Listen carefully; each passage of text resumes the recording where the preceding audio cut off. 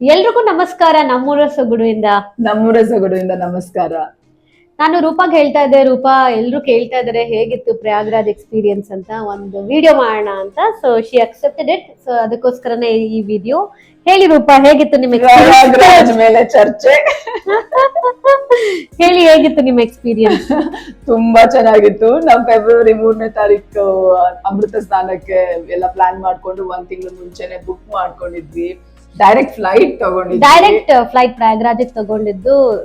It was a good decision ಅಂತ ಅನ್ಸುತ್ತೆ. Flight ತುಂಬಾ ನಾವ್ ಹೋಗೋ ಒಂದ್ ವಾರದ ಮುಂಚೆ ಎಲ್ರು ಹೆಂಗೆ ನೀವು ಬುಕ್ ಮಾಡಿದ್ವಿ, ನಮಗ್ ಫ್ಲೈಟೇ ಸಿಗ್ತಾ ಇಲ್ಲ, ಹೆಂಗ್ ಹೋಗ್ತೀರಾ, ಏನು ಅಲ್ಲಿ ಪರವಾಗಿಲ್ವಾ ತರ ಎಲ್ಲಾ ಕೇಳ್ತಾ ಇದ್ರು. ನಮ್ಗುನು ಹೆಸಿಟೇಷನ್ ಇತ್ತು. Even I was scared because ಎಷ್ಟೊಂದ್ ವಿಡಿಯೋಸ್ ನೋಡ್ತಾ ಇದ್ವಿ, ಏನೋ ತಳ್ಳಾಟ ನುಗ್ಗಾಟ ನಡೀತಾ ಇದೆ ಅಂತ. ಹೇಗೋ ಧೈರ್ಯ ಮಾಡಿ ನಡೆದಿತ್ತು. ಜಸ್ಟ್ ಬಿಫೋರ್ ಐ ಥಿಂಕ್ ತುಂಬಾ ಜನ ಸಾವ್ ಕೂಡ ಆಯ್ತು ಅಂತ ನಾನು ಕೆಲವೊಂದ್ ವಿಡಿಯೋಸ್ ನೋಡಿದ್ದೆ.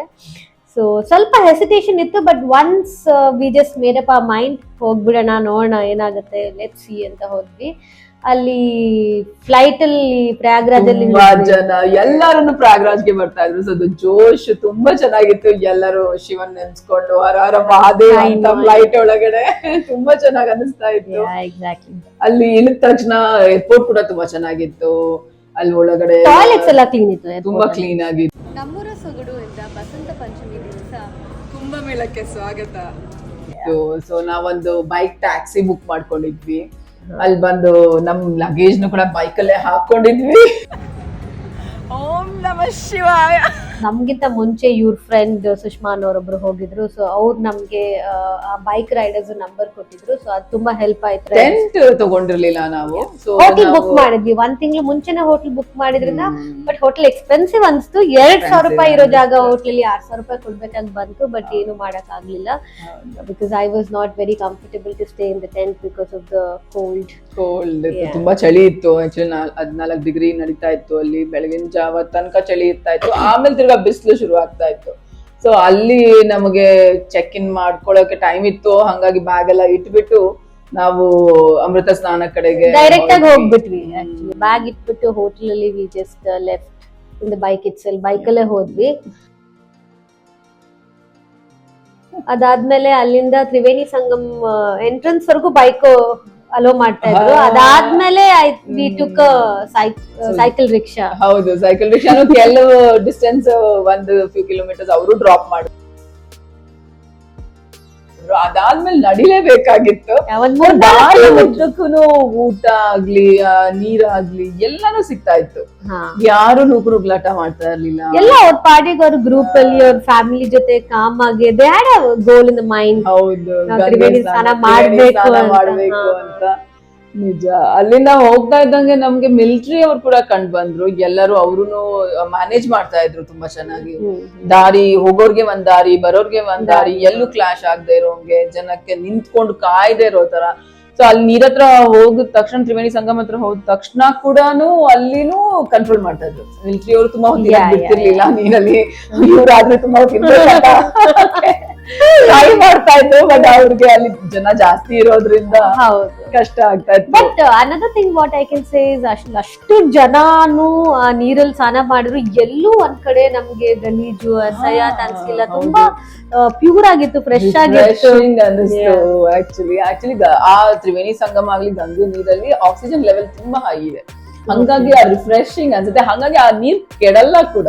ಸೊ ಅಲ್ಲಿಂದ ತಂದು ಇಟ್ಕೊಂಡ್ರು ಕೂಡ ನಮ್ಮ ಮನೇಲಿ ಬೇಗ ಕೆಡಲ್ಲ ಅಂತ ಹೇಳ್ತಾರೆ. ಹೌದು, ನಾನು 2 ಲೀಟರ್ ನೀರ್ ತಗೊಂಡು ಎಲ್ರಿಗೂ ಕೊಡೋದಕ್ಕೆ. ಸೊ ನಿಮ್ಗೆ ಯಾರು ಬೇಕಾದ್ರೆ ಹೇಳಿ.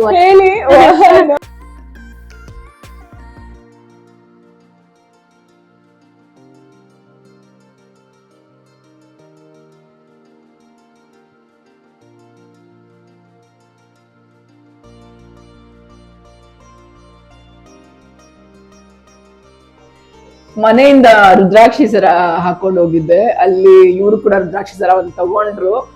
ಆಮೇಲೆ ಅಲ್ಲಿ ಅದನ್ನೇ ಹಾಕೊಂಡು ಗಂಗಾ ನೀರಲ್ಲಿ ಸಂಗಮ ಸ್ನಾನ ಮಾಡಿದ್ವಿ, ಅಮೃತ ಸ್ನಾನ ಮಾಡಿದ್ವಿ.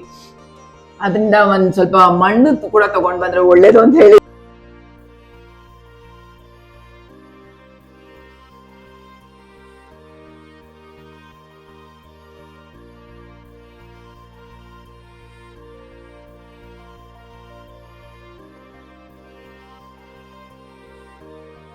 ಪ್ರಯಾಗ್ರಾಜ್ ಜನ ಕೂಡ ಅಲ್ಲಿ ತುಂಬಾ ಸಪೋರ್ಟಿವ್ ಆಗಿದ್ರು, ಎಲ್ರಿಗೂ ಊಟ ಹಂಚ್ತಾ ಇದ್ರು, ನೀರ್ ಕೊಡ್ತಾ ಇದ್ರು, ಫ್ರೆಶ್ ಊಟ, ಬಿಸಿ ಬಿಸಿ ಊಟ, ಸಮೋಸ ವಾಸ್ ರಿಯಲಿ ನೈಸ್. ನಾವು ಕೂಡ ತಗೊಂಡ್ವಿ. ಹೌದು.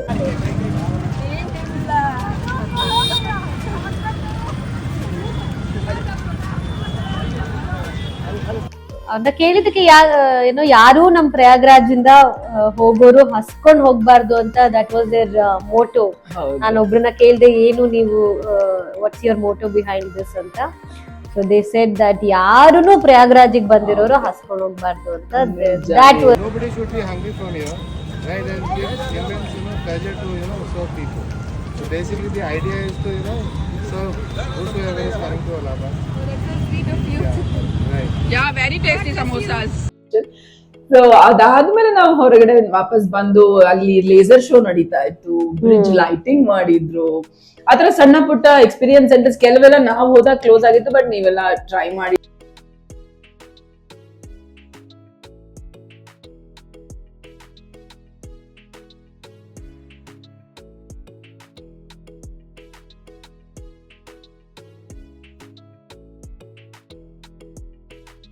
which was a jamun place you had? It was very nice. ಮರ್ತೋಗಿದೆ, ನಾನು ಅದನ್ನ ಹಾಕಿರ್ತೀನಿ ಮೆಸೇಜ್ ಅಲ್ಲಿ ಮಾಡಿ. Yeah, it was one jamun place she took. ಹೌದು, ಪಂಡಿತ್ ಜಿ ಚಾಟ್ ಟ್ರೈ ಮಾಡಿದ್ವಿ, ತುಂಬಾ ಚೆನ್ನಾಗಿತ್ತು.